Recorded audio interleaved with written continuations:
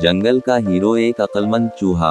एक घना जंगल था जहां तमाम जानवर रहते थे, मगर किसी को मालूम नहीं था कि जंगल का असल बादशाह कौन है। सब समझते थे कि शेर बादशाह है, मगर एक दिन ऐसा वाकया पेश आया कि सब हैरान रह गए। एक दिन एक जालिम शिकारी जंगल में आया और उसने जंगल के तमाम जानवरों के लिए एक खतरनाक जाल बिछा दिया। वो चालाक था, उसने जाल को बड़े पत्तों से ढांप दिया ताकि किसी को नजर ना आए।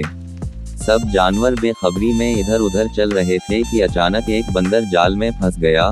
बंदर चीखने लगा, मुझे बचाओ, मैं फंस गया हूँ।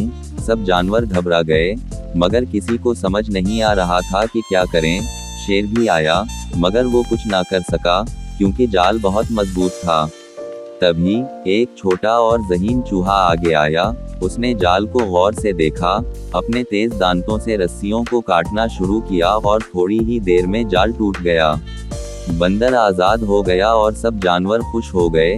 शेर ने हंसते हुए कहा, आज हमने जान लिया कि जंगल का असल बादशाह ताकत से नहीं, अकल से बनता है।